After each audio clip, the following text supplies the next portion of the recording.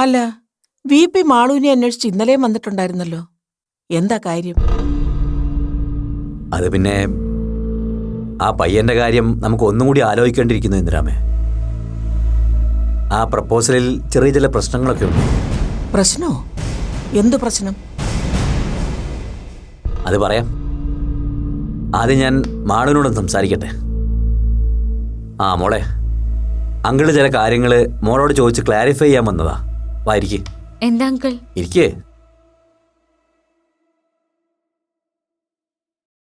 ഈ അരുൺ ഭാസ്കർ മോളെ പ്രപ്പോസ് ചെയ്യുന്നതിന് മുമ്പ് വേറെ ആരെയൊക്കെയോ ഇതുപോലെ അപ്രോച്ച് ചെയ്തിട്ടുണ്ട്. അതിനെപ്പറ്റി വല്ലതും മോൾക്കറിയാമോ? അങ്കിളിത് ചോദിക്കാൻ കാരണം അങ്ങനെ ഒരു കാര്യം അറിഞ്ഞതുകൊണ്ടാ. എന്താ വീപ്പേട്ടാ, എന്തീ അരുണിനെ കുറിച്ച് ഇങ്ങനൊരു സംശയം തോന്നാൻ?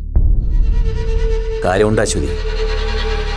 ആ പയ്യനോട്ട് ആദ്യം സംസാരിച്ചപ്പോൾ ഞാൻ വളരെ ഇംപ്രസ്ഡ് ആയിരുന്നു. അതുകൊണ്ടാ മുരളിയോട് ധൈര്യമായി പ്രപ്പോസൽ ഫോർവേഡ് ചെയ്യാൻ പറഞ്ഞത്.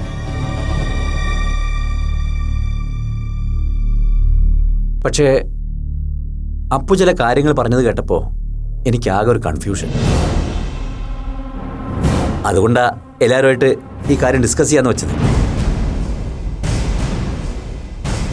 മീറ്റിംഗ് കഴിഞ്ഞ് മുരളി എപ്പോൾ എത്തും? അറിയില്ല, ലേറ്റ് ആവൂന്നാ പറഞ്ഞത്. മുരളി വരുന്നത് വരെ കാക്കണ്ട. VP എന്താ അറിഞ്ഞെന്ന് വെച്ചാ പറയുന്നേ.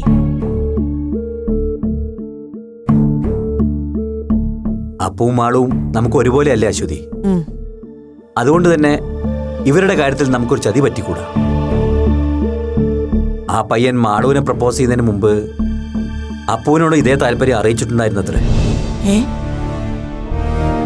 അപ്പു തന്നെയാണ് എന്നോട് ഈ കാര്യം വെളിപ്പെടുത്തിയത്. അപ്പുവിനും അയാളോടൊരു താല്പര്യമൊക്കെ തോന്നിയിരുന്നു.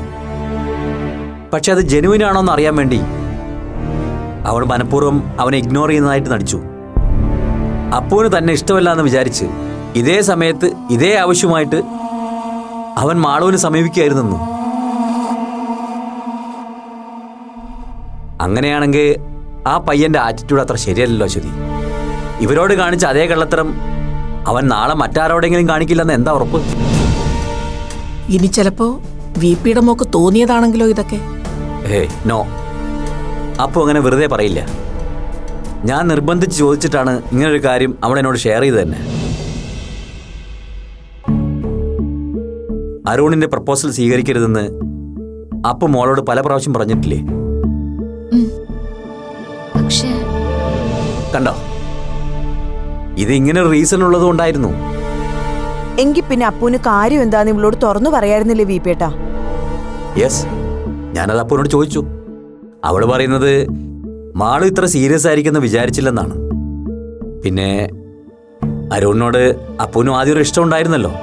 അത് മാളു പറഞ്ഞ ഇവൾക്ക് വിഷമാവെന്ന് വിചാരിച്ചത്രേ.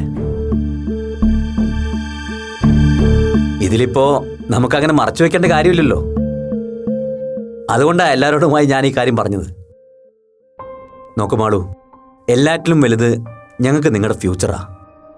അതുകൊണ്ട് കാര്യങ്ങൾ വ്യക്തമായി അന്വേഷിച്ചിട്ടേ ഇനി ഈ പ്രപ്പോസൽ ഞാൻ മുരളി മുന്നോട്ട് കൊണ്ടുപോകും. അതിൽ മോൾക്ക് വിഷമമൊന്നും തോന്നരുത്. അങ്കിൾ പറഞ്ഞ മനസ്സിലായോ? മനസ്സിലായി അങ്കിൾ. അപ്പൊ അശ്വതി, മുരളി വരുമ്പോ എന്നെ വിളിക്കാൻ പറ. ഈവനിങ് ക്ലാസ് ഉണ്ട്, അത് കഴിഞ്ഞ് ഞാൻ നേരെ വരാം. എന്നിറങ്ങട്ടെ? ശരി ശരി. അങ്കിള് പറഞ്ഞ സത്യമാണോ മാളു? അപ്പു എപ്പോഴെങ്കിലും നിന്നോട് ഈ കാര്യം സൂചിപ്പിച്ചിട്ടുണ്ടോ? എന്നോട് എന്തോ എനിക്കറിയില്ല.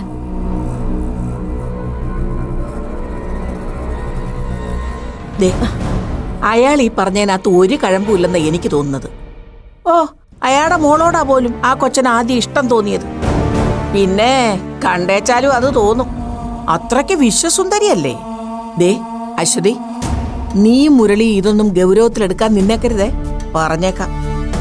ഇത് അസൂയാണ് മോളെ. നമ്മുടെ കൊച്ചിന് നല്ലൊരു ബന്ധം കിട്ടുന്നത് അയാൾക്കും അയാളുടെ മോക്കും അങ്ങോട്ട് പിടിക്കുന്നില്ല.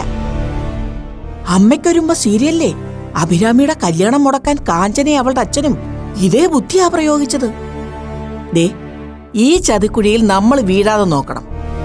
അയാളുടെ വാക്ക് കേട്ട് വന്നു കയറിയ മഹാലക്ഷ്മിയെ പുറങ്കാലുകൊണ്ട് തൊഴിക്കാൻ നിന്നേക്കരുതെന്ന് മുരളിയോട് പറഞ്ഞേക്കണം. ആ